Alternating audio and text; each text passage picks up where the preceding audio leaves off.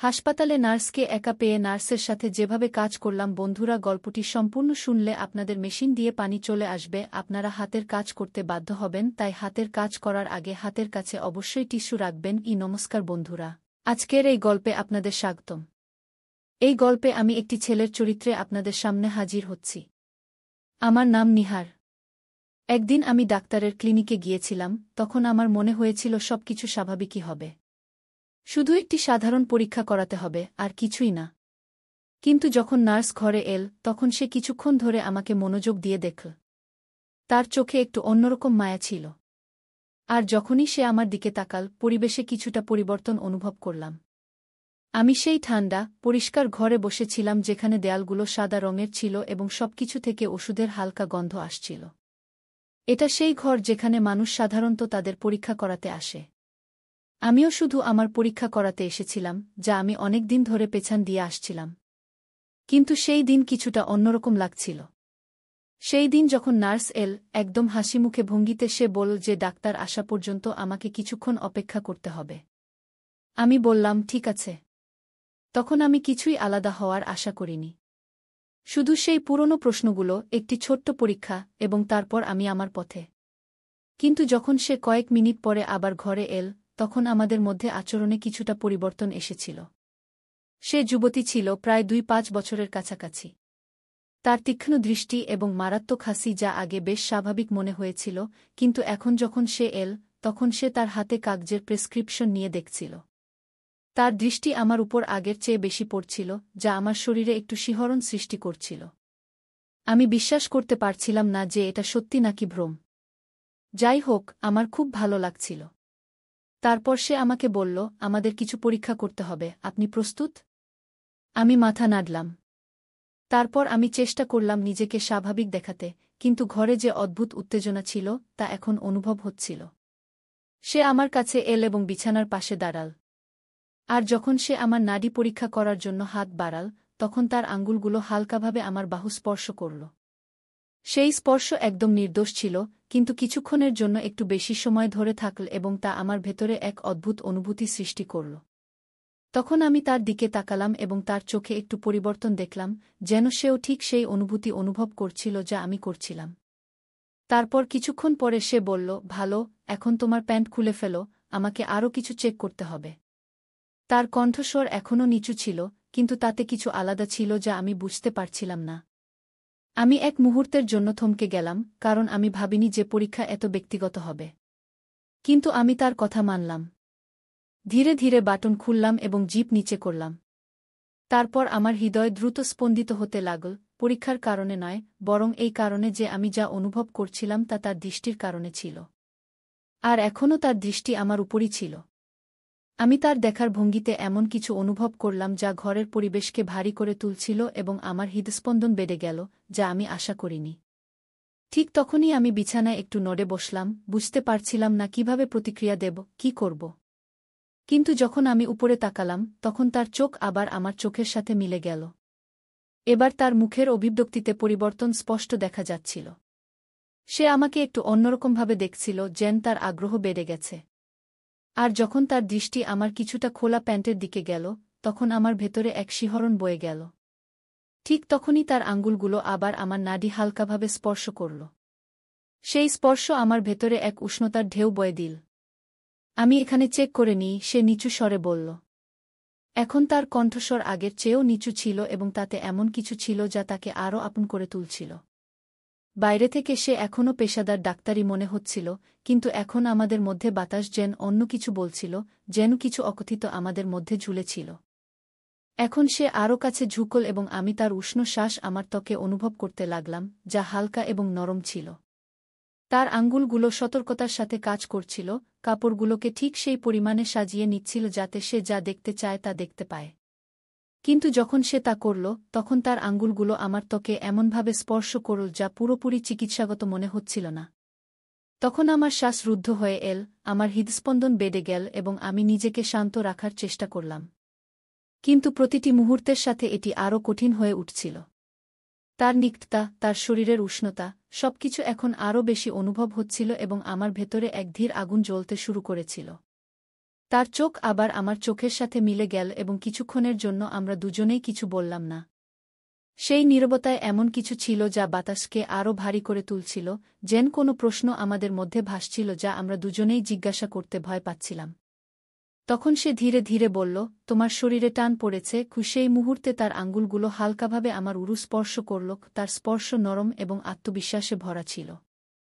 কোনো কথা নেই, শুধু বিশ্রাম নাও। তার কথা যদিও সান্ত্বনাদায়ক ছিল, কিন্তু তার পিছনে এমন কিছু ছিল যা আমার হৃদস্পন্দন আরও বাড়িয়ে দিয়েছিল। আমি মাথা নাড়লাম, কিন্তু বিশ্রাম নেওয়াই এখন শেষ জিনিস ছিল যা আমি করতে পারতাম। কিন্তু তার স্পর্শ এবং তার দৃষ্টিভঙ্গির কারণে আমি আরও বেশি অস্থির হয়ে উঠলাম। ঠিক তখনই তার আঙুলগুলি আবার আমাকে স্পর্শ করতে শুরু করলে আমার ভিতর একটি উষ্ণতা ছড়িয়ে পড়ল, এবং আমি জানতাম যে সে এটি অনুভব করেছে, কারণ সেই মুহূর্তে তার শ্বাস কিছুটা দ্রুত হয়ে গিয়েছিল এবং তার দৃষ্টি আমার অর্ধখোলা ঠোঁটের উপর আটকে গিয়েছিল, যেন সে কিছু বলতে যাচ্ছিল। কিন্তু সে কিছু বলল না। তার হাত এখনও আমার উরুর উপর ছিল, এবং তার আঙুলগুলি আমার ত্বকে হালকা দাগ কাটতে শুরু করেছিল। আমি শুধু পরীক্ষা করছি, সে ফিসফিস করে বলল, যেন সে নিজের সাথে কথা বলছে বা আমার সাথে, তা স্পষ্ট ছিল না। তার হাত ধীরে ধীরে এগিয়ে চলছিল, কিন্তু সতর্কতার সাথে। কিন্তু এখন তার স্পর্শ সম্পূর্ণরূপে চিকিৎসাগত ছিল না। তার হাতের তালুর উষ্ণতা আমার ত্বকে অনুভূত হচ্ছিল, এবং তার আঙুলগুলি হালকাভাবে আমার আন্ডারওয়্যার এর কাপড়ের উপর দিয়ে স্লাইড করছিল। আমি আমার শ্বাস নিয়ন্ত্রণ করতে পারছিলাম না, এবং তখনই আমার একটি হালকা শ্বাস বেরিয়ে গেল। তারপর আমি অনুভব করলাম যে ঘরটি হঠাৎ করে খুব ছোট, খুব কাছাকাছি মনে হচ্ছে, যেন দেয়ালগুলি আমাদের চারপাশে সংকুচিত হচ্ছে। আমার শ্বাস হালকা হয়ে গিয়েছিল, এবং আমি অনুভব করতে পারছিলাম যে আমাদের মধ্যে উত্তেজনা প্রতি মুহূর্তে আরও ঘন হয়ে উঠছে। সে তার হাত সরায়নি, বরং এখন তার স্পর্শ আরও সাহসী হয়ে উঠেছিল। তার আঙুলগুলি আমার আন্ডারওয়্যার এর কোমরবন্ধনী সামঞ্জস্য করছিল, তার প্রতিটি মুভমেন্টে একটি ধীর এবং নির্দিষ্ট ভঙ্গি ছিল। আমি তার দিকে তাকিয়ে রইলাম, আমার দৃষ্টি তার থেকে সরাতে পারছিলাম না। এবং যখন তার দৃষ্টি আবার আমার চোখের সাথে মিলিত হল, তখন সেখানে কোনো সন্দেহ ছিল না। তার চোখে কামনা ছিল। এটি স্বাভাবিক নয়, সে ধীরে ধীরে বলল, যেন নিজেকে বোঝানোর চেষ্টা করছে। কিন্তু তার হাত থামেনি। তার স্পর্শ এখন আরও আত্মবিশ্বাসী হয়ে উঠেছিল, যেন সে আমার ত্বকের নিচের অংশগুলি ভালোভাবে জানার চেষ্টা করছে। না, আমি কষ্টে ফিসফিস করে বললাম, যা আমাদের মধ্যে বাড়তে থাকা উত্তেজনায় ভরা ছিল। কিছুক্ষণের জন্য আমরা উভয়েই নড়াচড়া করিনি। আমাদের মধ্যে বাতাস ঘন হয়ে উঠেছিল, যা ঘটছিল এবং যা ঘটতে যাচ্ছিল তার চেয়েও ভারী। তারপর, যেন কোনো শব্দ ছাড়াই একটি সিদ্ধান্ত নেওয়া হয়েছিল, সে আরও কাছাকাছি এগিয়ে এল এবং তার ঠোঁট আমার কাছাকাছি নিয়ে এল। এখন আমি তার উষ্ণ শ্বাস আমার ত্বকে অনুভব করতে পারছিলাম, এবং সেই মুহূর্তের অপেক্ষা এখন আর সহ্য হচ্ছিল না। তার হাত আবার নড়ল, এবার আরও দৃঢ়তার সাথে। তার আঙুলগুলি আমাকে এমনভাবে স্পর্শ করছিল যে আমার পুরো শরীর উত্তেজনায় ভরে গেল। আমি আমার শ্বাস নিয়ন্ত্রণ করতে পারছিলাম না, এবং একটি হালকা কাতরানি বেরিয়ে গেল। আমার শ্বাস ছোট ছোট হতে শুরু করল, কিন্তু এখন নিজেকে থামানো অসম্ভব ছিল। আমি অনুভব করলাম যে তার চুম্বন আরও গভীর হচ্ছিল, তার স্পর্শ আরও শক্তিশালী হয়ে উঠছিল। আমার হৃদস্পন্দন দ্রুত হয়ে গিয়েছিল, এবং আমি তার দিকে ঝুঁকে তাকে আরও কাছাকাছি টানতে শুরু করলাম। তার শরীরের উষ্ণতা আমার শরীরের সাথে সংঘর্ষ করছিল, এবং সেই শীতল চিকিৎসাগত পরিবেশের অনুভূতি যেন অদৃশ্য হয়ে গিয়েছিল। এখন শুধু আমাদের মধ্যে বাড়তে থাকা সেই ঘনিষ্ঠতা ছিল, যা প্রতি মুহূর্তে আরও গভীর হয়ে উঠছিল।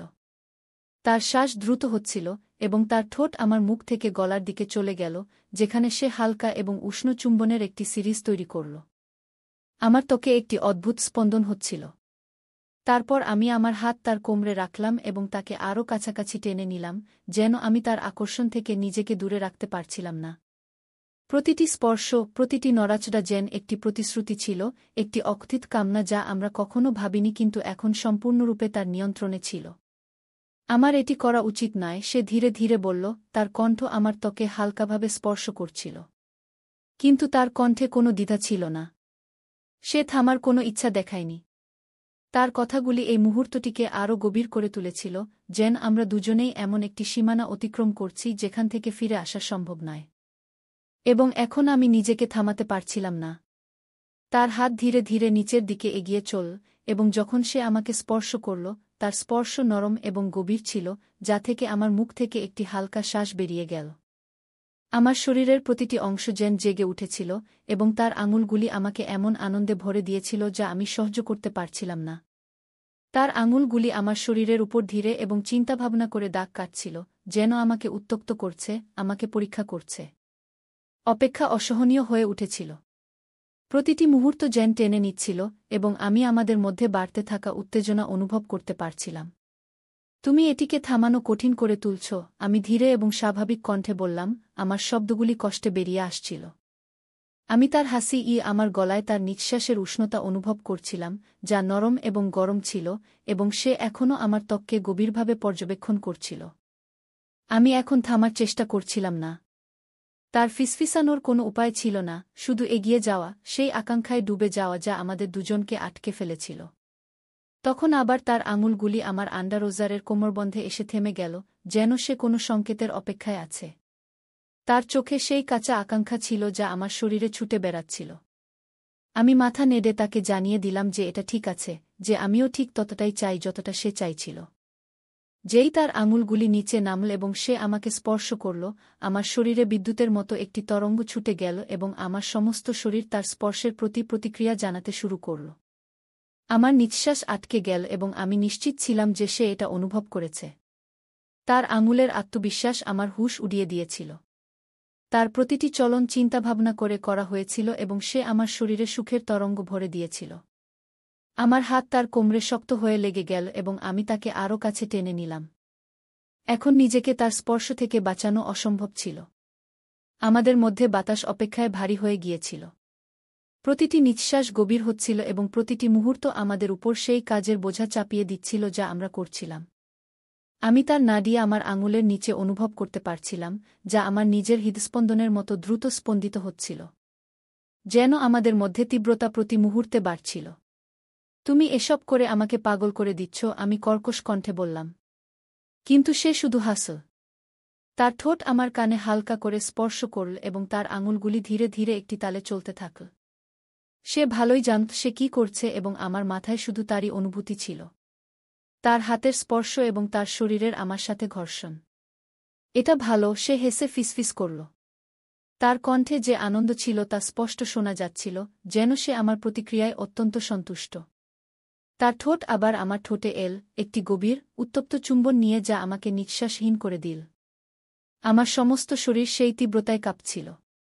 আমার মনে হচ্ছিল আমি নিজের উপর নিয়ন্ত্রণ হারাচ্ছি।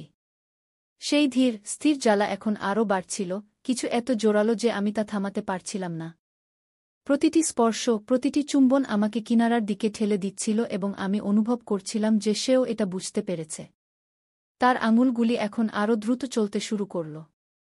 তার শরীর আমার সাথে আরও শক্ত করে লেগে গেল এবং আমি জানতাম যে আমরা দুজনই এই মুহূর্তে একে অপরের মধ্যে হারিয়ে গেছি। তার আঙুলের তীব্রতা, তার ঠোঁটের আমার ত্বকে ঘুরে বেড়ানো, তার নিঃশ্বাসের নরম শব্দ, এসব কিছুই অনেক বেশি হচ্ছিল। আমার শরীর সম্পূর্ণভাবে তার স্পর্শের কাছে আত্মসমর্পণ করেছিল, সেই তীব্রতা এবং সেই অকথ্য ইচ্ছার কাছে যা আমাদের দুজনকে তার কবজায় নিয়ে গিয়েছিল। আমি অনুভব করতে পারছিলাম যে আমার ভেতরের টানের রশি এখন খুব শক্ত হয়ে গেছে, ভেঙে পড়ার জন্য প্রস্তুত, এবং আমি খুব কাছাকাছি ছিলাম। তখন সে আমার কানের কাছে এল। তার কণ্ঠ ফিসফিস করছিল, ছেড়ে দাও, আমি এটা অনুভব করতে চাই কি। তার এই শব্দই যথেষ্ট ছিল এবং একটি হালকা কাতরতার সাথে আমি নিজেকে সম্পূর্ণভাবে সেই মুহূর্তে হারিয়ে যেতে দিলাম। আমার ভেতরের সমস্ত টান এক ঝটকায় ভেঙে গেল এবং সুখের তরঙ্গ আমার উপর দিয়ে উথলে পড়ল। আমার সমস্ত শরীর কাঁপছিল, প্রতিটি পেশি শক্ত হয়ে গিয়েছিল এবং আমি সম্পূর্ণভাবে সেই তীব্রতাকে আমার উপর আধিপত্য বিস্তার করতে দিলাম। আমার নিঃশ্বাস দ্রুত এবং অনিয়মিত হয়ে গিয়েছিল, যেন সেই অনুভূতি আমাকে সম্পূর্ণভাবে ঘিরে ফেলেছে। সে আমাকে তার কাছাকাছি শক্ত করে ধরে রেখেছিল। তার আঙুলগুলি এখনও হালকা করে চলছিল, আমাকে ধীরে ধীরে এই সুখদ অনুভূতি থেকে বের করে আনছিল। তার ঠোঁট আমার গলা, গাল এবং ঠোঁটে নরম চুম্বন দিচ্ছিল। আমি তার গরম, স্থির নিঃশ্বাস অনুভব করতে পারছিলাম যখন সে ধীরে ধীরে আশ্বাসভরা শব্দ বলছিল। তার শরীর আমার সাথে শক্ত করে লেগেছিল, যেন আমরা দুজন একে অপরের মধ্যে মিশে গেছি। সেই মুহূর্তের পরে ঘরে একটি অদ্ভুত নিস্তব্ধতা ছিল। সেই টান এখন অদৃশ্য হয়ে গিয়েছিল এবং তার বদলে আমাদের মধ্যে একটি অকথিত কিন্তু গভীর বোঝাপড়া এসে গিয়েছিল। আমি টেবিলের দিকে পিছনে হেলিয়ে আমার নিঃশ্বাস নিয়ন্ত্রণ করার চেষ্টা করছিলাম যখন সে এখনও কাছে দাঁড়িয়েছিল। তার হাত আমার বুকের উপর হালকা করে ঠেকানো ছিল। তারপর তার চোখ আমার সাথে মিলিত হল এবং তখন সে লজ্জা পেল, যার পরে সে আমার বুককে শক্ত করে চেপে ধরল। বেশ কিছুক্ষণ আমরা দুজনেই কিছু বলিনি। আমাদের মধ্যে নিস্তব্ধতা এখন শান্তিতে ভরা ছিল, সেই গুরুভার অনুভূতিতে যা আমরা এইমাত্র একে অপরের সাথে ভাগ করেছি। আমার এটা করা উচিত ছিল না, সে ধীরে ধীরে বলল, তার কণ্ঠে হালকা দোলা ছিল। কিন্তু আমি মাথা নেড়ে তাকে চুপ করিয়ে দিলাম। তার মুখ হালকা করে স্পর্শ করতে গিয়ে আমার কোনো আফসোস ছিল না। হ্যাঁ, আমি ধীরে ধীরে বললাম, এবং এটি সত্য ছিল। পরিস্থিতি যাই হোক না কেন, যা কিছু ঘটেছিল তাতে আমার কোনো আফসোস ছিল না। সে আমাকে যে অনুভূতি দিয়েছিল তা এমন কিছু ছিল যা আমি কখনই ভুলতে পারব না। তখন তার চোখে নরমতা এলো এবং তার ঠোঁটে একটি হালকা হাসি ফুটে উঠল, যখন সে ধীরে ধীরে আমার ঠোঁটে শেষবারের মতো একটি নরম চুম্বন দিল। তারপর সে হালকা করে হাসল এবং আমরা দুজনেই কিছুক্ষণ একে অপরের দিকে তাকিয়ে রইলাম। ঘরে এখন একটি অদ্ভুত শান্তি ছিল, যেন সবকিছু নিজে নিজেই ঠিক হয়ে গেছে। সে ধীরে ধীরে আমার দিকে হাত বাড়াল এবং আমি তার হাত ধরে ফেললাম। এখন আর কিছু বলার প্রয়োজন ছিল না।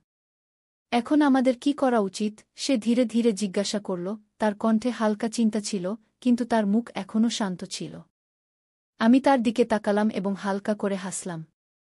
যাই হোক না কেন, আমরা একে অপরের পাশে থাকতে পারি, আমি বললাম। সে মাথা নাড়ল এবং হাসল, যেন আমার কথা তাকেও স্বস্তি দিয়েছে। তারপর আমরা একে অপরের হাত ধরে ঘর থেকে বেরিয়ে এলাম। যা কিছু ঘটেছিল তা এখন অতীত, কিন্তু যে অনুভূতি আমাদের মধ্যে তৈরি হয়েছিল তা এখনও গভীর এবং সত্য ছিল। এখন আমরা দুজন একসাথে ছিলাম, এবং এটাই ছিল সবচেয়ে বড় কথা। বাকি জিনিসগুলো সময়ের সাথে সাথে নিজে নিজেই ঠিক হয়ে যাবে। তো বন্ধুরা, এটা ছিল আমাদের আজকের ছোট্ট গল্প। আপনি এই গল্পটি কেমন লাগলো তা কমেন্ট করে অবশ্যই জানাবেন। যদি গল্পটি আপনার ভালো লেগে থাকে, তবে এটি লাইক করুন এবং আপনার বন্ধুদের সাথে শেয়ার করুন। আগামীতেও এমন রোমাঞ্চকর গল্পের জন্য আমাদের চ্যানেলটি সাবস্ক্রাইব করুন এবং বেল আইকন টিপতে ভুলবেন না, যাতে আপনি আমাদের কোনো গল্প মিস না করেন। ধন্যবাদ।